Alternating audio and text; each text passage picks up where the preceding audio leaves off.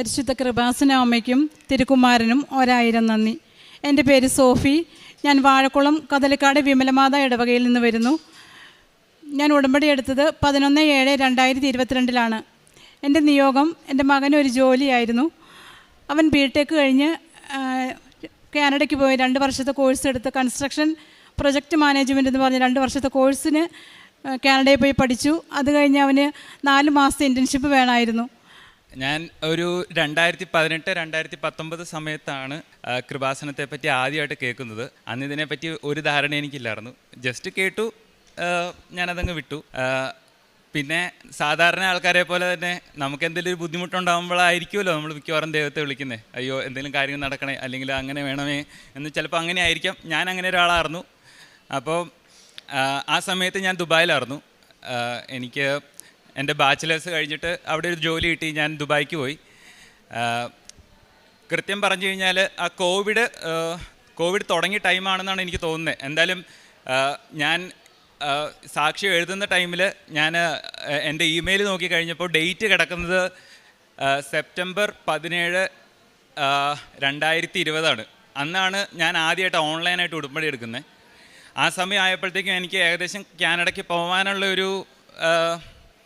ഒരു ചിന്ത എൻ്റെ തലയിലേക്ക് വന്നു. അത് ഒരിക്കലും പ്ലാൻ ചെയ്തിട്ട് വന്ന കാര്യമൊന്നുമല്ല. അത് ഇതേപോലെ തന്നെ എൻ്റെ ഒരു കൂട്ടുകാരൻ ചിലപ്പോൾ അല്ല, മാതാവ് ചിലപ്പോൾ അവൻ വഴി എന്നോട് എന്നോട് പറഞ്ഞു കാനഡയിലെ പാസ്പോർട്ട് ഭയങ്കര പവർഫുള്ളാണ്, അതെടുത്തു കഴിഞ്ഞാൽ നല്ലതാണ്. അപ്പോൾ അതിന് വേണ്ടിയുള്ള പ്രോസസ്സ് ഞങ്ങൾ രണ്ടുപേരോട് ഒരുമിച്ചാണ് തുടങ്ങിയത് ദുബായിൽ വെച്ചിട്ട്. നിർഭാഗ്യവശാൽ അവന് കിട്ടിയില്ല, അല്ലെങ്കിൽ അവനത് മുന്നോട്ട് കൊണ്ടുപോകാൻ പറ്റിയില്ല സാമ്പത്തിക സാഹചര്യങ്ങൾ കാരണം. പക്ഷേ മാതാവ് ആ സമയത്തും എന്നെ കൈപിടിച്ച് നടത്തിയെന്നാണ് ഞാൻ വിശ്വസിക്കുന്നതും. അതുതന്നെയാണ് എൻ്റെ സത്യവും.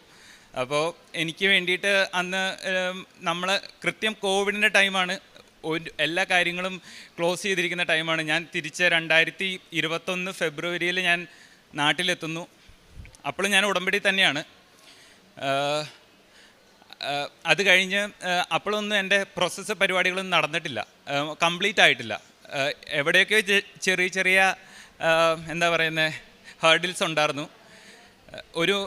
ഒരു മാസമൊക്കെ കഴിഞ്ഞ് അപ്പോഴും നമ്മൾ ഈ ഓൺലൈൻ ഉടമ്പടി പ്രാർത്ഥിച്ചുകൊണ്ട് തന്നെ ഇരുന്നു. മെയ് അത് കഴിഞ്ഞ് എൻ്റെ വിസ കാര്യങ്ങൾ വന്നു. കാര്യം ഡിലേ ആയിരുന്നു, ഒത്തിരി ലേറ്റ് ആയിരുന്നു. വിസ കാര്യങ്ങളൊക്കെ വന്നു. എന്നിട്ട് 2021 മെയ്യിൽ ക്ലാസ് തുടങ്ങി. ഓൺലൈനായിട്ട് ഒരു സെമസ്റ്റർ വീട്ടിൽ ഇരുന്ന് അറ്റൻഡ് ചെയ്തു.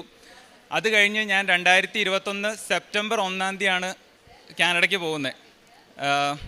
കാനഡയ്ക്ക് ചെന്നു. എൻ്റെ കോഴ്സ് കാര്യങ്ങളൊക്കെ അങ്ങനെ പോയി. പിന്നെ നേരത്തെ അമ്മ പറഞ്ഞ പോലെ ഇൻറ്റേൺഷിപ്പിന് വേണ്ടി അപ്ലൈ ചെയ്യുന്ന സമയത്ത് അത് ഇതേപോലെ ഒരു സെപ്റ്റംബർ 2 2022 സെപ്റ്റംബർ 2 എൻ്റെ ഇൻറ്റേൺഷിപ്പ് തുടങ്ങുന്നത്. അതിനേക്കാളും വെറും ഒരാഴ്ച മുന്നെയാണ് എനിക്ക് ഇൻറ്റേൺഷിപ്പ് റെഡിയാവുന്നത്. ഞാൻ ആ സമയത്ത് വീണ്ടും എനിക്ക് തോന്നുന്നത് എൻ്റെ ഒരു 5ാമത്തെ 6ാമത്തെ ഓൺലൈൻ ഉടമ്പടിയുടെ പുതുക്കലായിരുന്നു അത്. എനിക്കിവിടെ വന്ന് ചെയ്യാൻ പറ്റിയില്ല. ഒരു തവണ പോലും എനിക്ക് ഓൺലൈൻ എല്ലാ തവണയും എനിക്ക് ഓൺലൈനായിട്ട് മാത്രമേ ചെയ്യാൻ പറ്റുള്ളൂ. ഇവിടെ വന്ന് ചെയ്യാൻ പറ്റിയില്ല. അപ്പം പുതുക്കി. ആ സമയത്ത് എനിക്ക് ഇൻറ്റേൺഷിപ്പ് ജോലി കിട്ടി. അപ്പം നമ്മൾ വിചാരിച്ചു ഭാഗ്യം, ജോലി കിട്ടി, എല്ലാം ഓക്കെ ആയെന്ന് വിചാരിച്ചു. പക്ഷേ അവിടുന്ന് ശരിക്കും പറഞ്ഞു കഴിഞ്ഞാൽ എനിക്ക് സഹനമായിരുന്നു. കാരണം രാവിലെ എൻ്റെ ജോലി എന്ന് പറഞ്ഞാൽ രാവിലെ 7 മണിക്ക് സ്റ്റാർട്ട് ചെയ്യും. എനിക്കാണെങ്കിൽ വീട്ടിൽ നിന്ന് 1.5 മണിക്കൂറുണ്ട്. ഞാൻ ഏകദേശം 4 മണി 4:30 ആകുമ്പോൾ എണീറ്റ് കഴിഞ്ഞിട്ട് ബസ്സിന് കയറി പോവും. ഈ കൃപാസനം നമ്മുടെ രാവിലത്തെ പ്രതീക്ഷിതരണ പ്രാർത്ഥനയൊക്കെ 5:30 ആകുമ്പോൾ ബസ്സിലിരുന്ന് ചെല്ലും. ആ സമയത്ത് തന്നെ ബൈബിളും വായിക്കും. അതിൻ്റെ ഒപ്പം തന്നെ കൊന്തയും ചെല്ലും. ഈ കൊന്ത ചെല്ലണ പല സമയത്തും നിങ്ങൾ കാനഡയിലൊക്കെ ഉള്ള ആൾക്കാരാണെങ്കിൽ നമുക്ക് അറിയാം, പല ആൾക്കാർക്കും ചിലപ്പോൾ കണ്ടിട്ടുണ്ടാവും. നമ്മളങ്ങനെ അവിടെ വലിയ വിശ്വാസം എന്ന് പറഞ്ഞ സാധനം വലിയൊരു സംഭവമല്ല അവിടെ. അപ്പോൾ ഞാനിങ്ങനെ കൊന്തയൊക്കെ ചെല്ലുമ്പോൾ ആൾക്കാർ ഇവൻ എന്തോ ഒരു സാധനം ചെയ്യുന്നു എന്നുള്ള രീതിയിൽ ഇങ്ങനെ ഭയങ്കര പെർപ്ലക്സ്ഡായിട്ട് ഫേസിലേക്കൊക്കെ നോക്കുന്നത് ഞാൻ കണ്ടിട്ടുണ്ട്. അപ്പോൾ അത് ആ സമയത്തെല്ലാം എൻ്റെ വിശ്വാസം മറ്റുള്ളവരെ പ്രഘോഷിക്കാനുള്ളൊരു അവസരമായിട്ടാണ് ഞാൻ കണ്ടുകൊണ്ടിരുന്നത്. പിന്നെ അങ്ങനെ പോയി 4 മാസം എൻ്റെ പ്രാർത്ഥനയും അതോടൊപ്പം ഇൻറ്റേൺഷിപ്പ് ജോലി കാര്യങ്ങൾ ഒരു ആഴ്ച എന്നെ കൊണ്ട് മാക്സിമം ചെയ്യാൻ പറ്റുന്ന അത്രയും കാര്യങ്ങളൊക്കെ ചെയ്ത് മുന്നോട്ട് പോയിക്കൊണ്ടിരുന്നു. അത് കഴിഞ്ഞ് എൻ്റെ ഇൻറ്റേൺഷിപ്പ് തീരാറായ ടൈമായപ്പോൾ അവസാനത്തെ ഒരാഴ്ച ഞാൻ എൻ്റെ HR-നോട് ചോദിച്ചു, എനിക്കൊരു ജോലി ഇവിടെ തന്നെ സ്ഥിരമാക്കി തരാമോയെന്ന് ചോദിച്ചു. ഞാൻ എന്നാൽ പറ്റുന്ന രീതിയിലൊക്കെ ചോദിച്ചു. എന്നാൽ പറ്റുന്ന രീതിയിലൊക്കെ വേറെയുള്ള കമ്പനികളിലൊക്കെ അപ്ലൈ ചെയ്തു. എങ്ങും ജോലി കിട്ടിയില്ല. ഡിസംബർ 22, 2022 ഒരു വെള്ളിയാഴ്ച എന്നോട് പറഞ്ഞു ഇവിടെ ഫുൾ ടൈമിന് ജോലി തരില്ല, ഞങ്ങൾ എന്തെങ്കിലും ഓപ്പണിംഗ് ഉണ്ടെങ്കിൽ വിളിക്കാമെന്ന് പറഞ്ഞു. അപ്പം മാതാവ് ഓൾറെഡി നമ്മുടെ കയ്യിൽ ഇങ്ങനെ പിടിച്ചേക്കുക. ഓക്കെ, ഇവന് ഇൻറ്റേൺഷിപ്പ് കൊടുത്തു, ഇനിയിപ്പോൾ അടുത്തത് ഇവന് എന്തെങ്കിലുമൊക്കെ കൊടുക്കണം, അതിന് മുന്നേ കുറച്ച് സഹനം വേണം എന്നുള്ള രീതിയിൽ പിന്നെയുള്ള 2 മാസം സഹനം എന്ന് പറഞ്ഞു കഴിഞ്ഞാൽ നെക്സ്റ്റ് ലെവലായിരുന്നു. എന്ന് പറഞ്ഞു കഴിഞ്ഞാൽ ജോലിയില്ല. 2 മാസം ഞാൻ വീട്ടിൽ ജോലിയില്ലാതിരുന്നു കാനഡയിൽ. നിങ്ങൾ പുറത്തുള്ള ആൾക്കാരുണ്ടെങ്കിൽ അല്ലെങ്കിൽ ആരെങ്കിലുമൊക്കെ ഉണ്ടെങ്കിൽ ചിലപ്പോൾ അറിയായിരിക്കും. ജോലി ഇല്ലെങ്കിൽ നമുക്ക് റെൻറ്റ്, ഫുഡ്, കാര്യങ്ങൾ, വീട്ടിൽ നിന്ന് പൈസ വയ്ക്കാൻ പറ്റില്ല. കാരണം എന്നാ, നമ്മൾ ലോൺ എടുത്തിട്ടും അല്ലെങ്കിൽ വീട്ടിലെ ബാധ്യതയായിട്ടാണ് നമ്മൾ അങ്ങോട്ട് പോകുന്നത്. പിന്നെ ഒരു പൈസ പോലും ചോദിക്കാൻ പറ്റില്ല. ആ സമയത്ത് എനിക്ക് മാതാവ് പൈസയായിട്ടും അല്ലെങ്കിൽ അങ്ങനത്തെ സഹായമായിട്ടും ഒന്നും തന്നില്ല. പകരം എനിക്ക് കുറച്ച് നല്ല സുഹൃത്തുക്കളെ തന്നു. എന്നോട് അവർ പറഞ്ഞു, നീ എനിക്ക് റെൻറ്റ് തരണ്ട, 2 മാസം നീ 2 മാസമല്ല, നിനക്ക് എന്ന് ജോലി കിട്ടുന്നോ, നിനക്ക് എന്ന് ശമ്പളം വരുന്നോ, നിൻ്റെ കാര്യങ്ങളെല്ലാം, നിൻ്റെ ബാധ്യതകളെല്ലാം തീർന്നിട്ട് നീ എനിക്ക് ഞങ്ങൾക്ക് റെൻറ്റ് തന്നാൽ മതി, അല്ലെങ്കിൽ പൈസ തന്നാൽ മതി എന്ന് പറഞ്ഞു. അങ്ങനെ 2 മാസം റെൻറ്റും എൻ്റെ ഫുഡിൻ്റെയും പൈസ കൊടുത്തു സുഹൃത്തുക്കൾ. ആ സമയത്ത് മാതാവ് അവിടെ, മാതാവിൻ്റെ വലിയൊരു കരം അവിടെ ഉണ്ട് എന്ന് തന്നെയാണ് ഞാൻ വിശ്വസിക്കുന്നത്. അത് തന്നെയാണ് എൻ്റെ സത്യവും. അത് കഴിഞ്ഞപ്പം 2 മാസം കഴിഞ്ഞ് എനിക്ക് ഫെബ്രുവരി 28, 2023 ജോലിക്ക് കയറുന്നു. അതും ഇതേപോലെ തന്നെ നല്ല രീതിയിൽ അലഞ്ഞിട്ടാണ് ജോലി കിട്ടുന്നത്. അങ്ങനെ ജോലി കിട്ടി, ജോലി കയറി, എനിക്കൊരു തൃപ്തി വരുന്നില്ല. ഞാൻ എത്ര നോക്കിയിട്ടും ഞാൻ ജോലി ചെയ്യുന്നുണ്ട്. പക്ഷേ നമുക്ക് എല്ലാവർക്കും അറിയാം, ഈ നമ്മൾ എൻജിനീയറിങ് അല്ലെങ്കിൽ അങ്ങനത്തെയൊക്കെ ഫീൽഡ് ഭയങ്കര കോറായിട്ടുള്ള സബ്ജക്റ്റ് പഠിച്ച ആൾക്കാർക്ക് ചില കാര്യങ്ങൾ, ഞാൻ അതാണ് പഠിച്ചത്, എനിക്ക് ആ ജോലി തന്നെ വേണം എന്നുള്ളൊരു സാധനമുണ്ട്. അതേപോലത്തെ ഒരു പ്രശ്നം എനിക്കും ഉണ്ടായിരുന്നു. ഞാൻ എത്ര നോക്കിയിട്ടും ഞാൻ പഠിച്ച സാധനത്തിൽ എനിക്ക് ജോലി ചെയ്യാൻ ഒരു തൃപ്തി വരുന്നില്ല. അപ്പോൾ ജോലിക്ക് കയറി പിറ്റേ ആഴ്ച തൊട്ടിട്ട് ഞാൻ പുതിയ ജോലിക്ക് അപ്ലൈ ചെയ്തു തുടങ്ങി. ഞാൻ ഏകദേശം ഒരു 200-300 ജോലിക്ക് അപ്ലൈ ചെയ്ത് ഒരു 70-75 ഇൻ്റർവ്യൂകൾ ഞാൻ അറ്റൻഡ് ചെയ്തു. ഒരു രക്ഷയില്ല. ഒരു രക്ഷ എന്ന് പറഞ്ഞു കഴിഞ്ഞാൽ എൻ്റെ നമ്മുടെ ഭാഷയിൽ പറഞ്ഞ് എൻ്റെ സകല കിളിയും പോയി ഇരിക്കുവാണ്. ഒരു പരിപാടിയും നടക്കുന്നില്ല. ഒരു വരുമാനമുണ്ട്, പക്ഷേ ഒരു മനസ്സമാധാനം കിട്ടുന്നില്ല. ഓരോ ദിവസം എണീക്കുമ്പോൾ രാവിലെ നമ്മൾ ജോലിക്ക് പോകുമ്പോൾ കിട്ടുന്ന ഒരു സാധനം എനിക്കില്ല. അപ്പോൾ അങ്ങനെ വന്ന് ഒരു 7-8 മാസമായി. അങ്ങനെ ഒക്ടോബർ അവസാനമൊക്കെ ആയപ്പോഴത്തേക്കും ഞാൻ ആ ജോലി ചെയ്തുകൊണ്ടിരുന്ന ഒരു കമ്പനിയിലൊരു നിയമമുണ്ട്. ആ കമ്പനി തന്നെയുള്ള ആ കമ്പനിയുടെ തന്നെ സൈഡ് അല്ലെങ്കിൽ സിസ്റ്റർ കമ്പനികളിലേക്ക് ആർക്കും ജോലി കിട്ടില്ല. ആ സമയത്ത് ഞാൻ അതൊന്നും നോക്കിയില്ല. ഞാൻ ആ കമ്പനികളിലേക്ക് തന്നെ അപ്ലൈ ചെയ്തുകൊണ്ടിരുന്നു. എനിക്കറിയാമായിരുന്നു എന്നെ എവിടെയെങ്കിലും വിളിക്കുമെന്ന് എനിക്കറിയാമായിരുന്നു. അപ്പോൾ അങ്ങനെ അപ്ലൈ ചെയ്തുകൊണ്ടിരുന്നു. 2023 ആ ഒക്ടോബർ അവസാനമായപ്പോഴത്തേക്കും ഞാൻ അപ്ലൈ ചെയ്ത് എന്നെ 4-5-3 തവണ സെയിം പ്രൊജക്റ്റിൽ നിന്ന് റിജക്റ്റ് ചെയ്ത്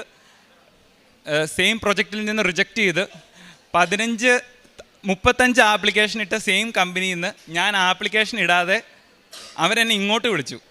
അപ്പോഴും നമ്മുടെ പ്രശ്നം എന്നാന്ന് പറഞ്ഞു കഴിഞ്ഞാൽ, ഒരു ഇൻ്റർവ്യൂവിൽ അറ്റൻഡ് ചെയ്യാൻ അറിയത്തില്ല, 2 വാക്കും ഇംഗ്ലീഷിൽ സംസാരിക്കാൻ അറിയത്തില്ല. ഇൻ്റർവ്യൂ എന്ന് പറഞ്ഞു കഴിഞ്ഞാൽ 1 മണിക്കൂറിലുള്ള സംസാരത്തിൽ നമ്മളെ തന്നെ കാണിച്ചു കൊടുക്കുകയാണ്. പക്ഷേ എന്നാലും എനിക്കതിനുള്ള ഗട്ട്സ് ഇല്ലായിരുന്നു, അതിനുള്ള ധൈര്യം ഇല്ലായിരുന്നു. ഞാൻ എപ്പോഴും ചെയ്തുകൊണ്ടിരുന്നത്, ഒരു മെഡലുണ്ട്, മാതാവിൻ്റെ മെഡൽ, അത് ഇവിടുന്ന് ഞാൻ അങ്ങോട്ടേക്ക് അയപ്പിച്ച് അമ്മ എനിക്ക് അയച്ചു തന്നു.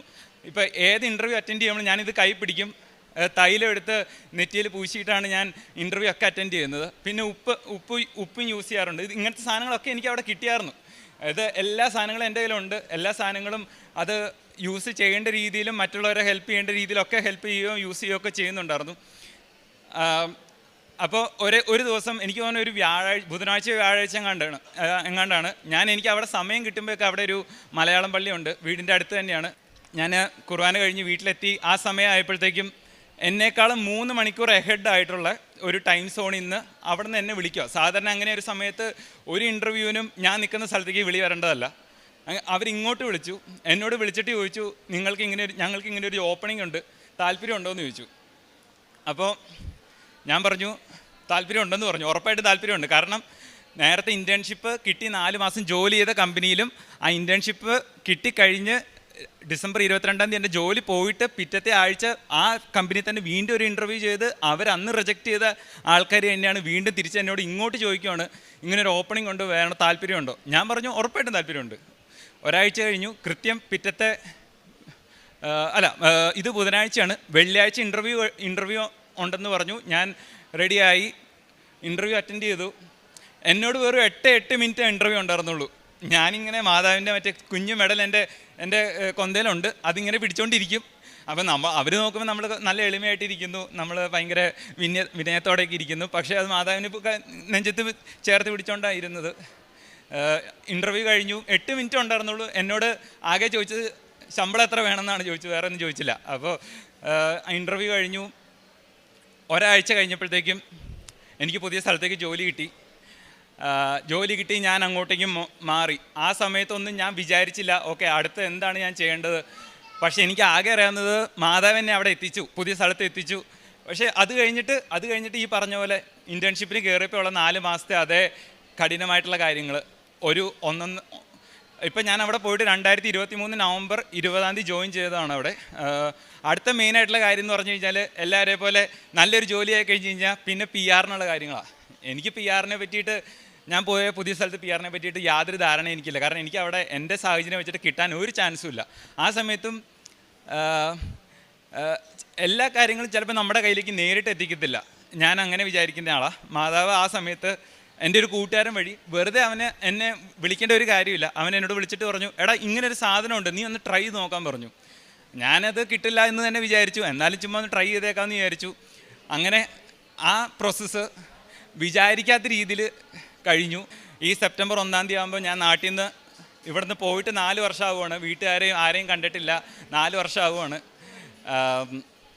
അപ്പോൾ മാതാവ് എന്നെ ഇങ്ങനെ കാത്തു പരിപാലിച്ചുകൊണ്ട് ഇരിക്കുവാണെന്നാണ് ഞാൻ എപ്പോഴും വിശ്വസിക്കുന്നത്. അതേപോലെ തന്നെ ജോലിക്ക് കയറി നവംബർ 20 ജോലിക്ക് കയറി. നവംബർ 21 ഒരു ചൊവ്വാഴ്ചയായിരുന്നു.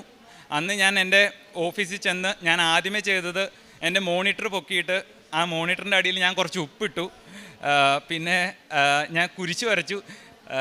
ഞാനപ്പം പ്രാർത്ഥിച്ചു, നമ്മൾ എല്ലാവരും പ്രാർത്ഥിക്കുന്ന പോലെ വിശ്വാസ പ്രമാണമൊക്കെ പ്രാർത്ഥിച്ച് ദൈവമേ എന്തെങ്കിലുമൊക്കെ നല്ല രീതിയിൽ കൊണ്ടുപോകണം എന്നുള്ള രീതിയിൽ പ്രാർത്ഥിച്ചു. ആ സമയത്തൊക്കെ എൻ്റെ മുന്നിക്കട വന്ന് ജോയിൻ ചെയ്ത് പറഞ്ഞു വിട്ട ഒത്തിരി ആൾക്കാരെയും ഞാൻ കണ്ടിട്ടുണ്ട്, അതേ സെയിം കമ്പനി തന്നെ. അപ്പോൾ മാതാവ് എന്നെ അന്ന് തൊട്ടിട്ട് കാത്ത് പരിപാലിച്ചുകൊണ്ട് വരുന്നുണ്ട്. പിന്നെ വേറൊരു കാര്യം എന്ന് പറഞ്ഞു കഴിഞ്ഞാൽ എല്ലാ ദിവസവും രാവിലെ ഞാൻ ഓഫീസിലേക്ക് കയറുന്നതിന് മുമ്പ് 2 തവണ പ്രതീക്ഷീകരണ പ്രാർത്ഥന ചൊല്ലിയിട്ടാണ് ഞാൻ എൻ്റെ ഓഫീസിലേക്ക് കയറുന്നത്, അല്ലെങ്കിൽ ജോലിക്ക് കയറുന്നത്. അപ്പോൾ അങ്ങനെ ഏതെങ്കിലും ദിവസം ഞാൻ അങ്ങനെ ചെയ്യാതിരുന്നു കഴിഞ്ഞാൽ ഒരു 10-15 മിനിറ്റിനുള്ളിൽ എനിക്ക് അപ്പം തന്നെ ഹെഡ്സപ്പ് തരും. എന്തെങ്കിലുമൊക്കെ കാരണം കൊണ്ട്, എന്തെങ്കിലുമൊക്കെ പ്രശ്നം കൊണ്ട് എനിക്ക് ഹെഡ്സപ്പ് തരും. അപ്പോൾ തന്നെ എനിക്ക് അറിയാം ഓക്കെ ഞാനത് ചെല്ലിയിട്ടില്ല. അപ്പോൾ തന്നെ ഞാൻ ചെല്ലും, 2 തവണ ചെല്ലും, പിന്നെ ഓക്കെയാണ്. പിന്നെ അന്നത്തെ ദിവസം എനിക്ക് ഓക്കെയാണ്. കാരുണ്യ പ്രവൃത്തികൾ എന്ന് പറയുമ്പം ഞാൻ എപ്പോഴും വിശ്വസിക്കുന്ന ഒരാളാണ്, ഇടത് കൈ ചെയ്തത് എന്തെന്നോ വലത് കൈ അറിയരുത്. പക്ഷേ ഞാൻ എന്നാൽ കഴിയുന്ന രീതിയിൽ പാവപ്പെട്ട ആൾക്കാരെ സഹായിക്കാറുണ്ട്. അച്ഛൻ്റെ ധ്യാനം കൂടുന്നത് അത് ഈ നേരത്തെ പറഞ്ഞ പോലെ ജോലിക്ക് പോണ ടൈമിൽ ഭയങ്കര പ്രശ്നമാണെന്ന് ഞാൻ പറഞ്ഞല്ലോ. അപ്പോൾ ഈ തിരിച്ച് വരുന്ന ടൈമിൽ ഞാൻ വരുന്ന വഴിക്കൊന്നും ഇൻ്റർനെറ്റ് ഇല്ല. അപ്പോൾ വീട്ടിൽ നിന്ന് അമ്മേനെ കൊണ്ട് യൂട്യൂബ് ചാർജ് ചെയ്യിച്ചിട്ട് 1 വർഷത്തേക്ക് യൂട്യൂബ് പ്രീമിയം എടുത്തിടും. എന്നിട്ട് എല്ലാ ചൊവ്വാഴ്ചത്തെയും ധ്യാനം ഡൗൺലോഡ് ചെയ്തിടും. അപ്പോൾ ഈ സമയത്തുള്ള ഗുണം എന്നാന്ന് പറഞ്ഞാൽ 1.5 മണിക്കൂർ ധ്യാനമുണ്ട്. പക്ഷേ ഞാനത് ചിലപ്പോൾ 1-2 ദിവസം കൊണ്ടായിരിക്കും കേൾക്കുന്നത്, അല്ലെങ്കിൽ 2-3 ദിവസം കൊണ്ടൊക്കെ ആയിരിക്കും കേൾക്കുന്നത്. പക്ഷേ ആ ഒരു സാധനം കേൾക്കാൻ ഉടമ്പടി എടുത്തുകൊണ്ടിരിക്കുന്ന ടൈമിൽ എപ്പോഴും തന്നെ അത് കേൾക്കാൻ ഉള്ള കാര്യങ്ങൾ ഞാൻ ചെയ്യാറുണ്ട്. പിന്നെ അതേപോലെ തന്നെ ഈ സാക്ഷിയായാലും ഡൗൺലോഡ് ചെയ്തിട്ട് കേൾക്കും. വചനം വായിച്ചുകൊണ്ടിരുന്നതും നേരത്തെ പറഞ്ഞ പോലെ തന്നെ ഈ ട്രെയിനിൽ പോയിക്കൊണ്ടിരിക്കുന്ന ടൈമിലാണ്. ഉടമ്പടി എന്ന് പറയുമ്പോൾ വെറും ഒരു പേരിന് 90 ദിവസത്തെ ഒരു ചടങ്ങായിട്ട് തീരുന്നേക്കാളും എനിക്കതൊരു ജീവിതചര്യയായിട്ട് തോന്നിയിട്ടുണ്ട്. പലതവണ അച്ഛനിവിടെ പറയുന്നത് ഞാൻ കേട്ടിട്ടുണ്ട്. അത് വെറും ഒരു ഉടമ്പടി അല്ലെങ്കിൽ ഒരു നമ്മുടെ പേരിന് നമ്മൾ കാര്യങ്ങൾ നടക്കാൻ വേണ്ടിയിട്ട് മാത്രം ചെയ്യണ ഒരു സാധനം അല്ലാതെ ഒരു ജീവിതചര്യയായിട്ട് നോക്കിക്കഴിഞ്ഞ് കഴിഞ്ഞാൽ ഇപ്പം ഞാൻ ചെയ്തതുപോലെ രാവിലെ ഞാൻ ചെയ്തത് എന്തെന്ന് പറഞ്ഞു കഴിഞ്ഞാൽ എനിക്ക് 5:30 ഇത് ചെല്ലണം. 5:30 ചെല്ലണമെങ്കിൽ ഞാൻ അതനുസരിച്ചിട്ട് ഞാൻ പുറകോട്ട് പ്ലാൻ ചെയ്തുകൊണ്ടിരിക്കണം. അപ്പോൾ ഞാൻ കുറച്ച് ബാക്ക്വേർഡിൽ, അപ്പോൾ 5 മണിക്ക് എണീക്കണം. 5 മണിക്ക് എണീറ്റാലേ എനിക്ക് 5:30 പ്രാർത്ഥന എല്ലാം പറ്റുള്ളൂ. അപ്പോൾ കാര്യങ്ങൾ അതുപോലെ പ്ലാൻ ചെയ്യാനായിട്ട് ഈ ഒരു ഉടമ്പടി എടുക്കുന്നത് വഴി നമുക്ക് പറ്റും. എനിക്ക് തന്ന എല്ലാ അനുഗ്രഹങ്ങൾക്കും മാതാവിനും ഈശോയ്ക്കും നന്ദി.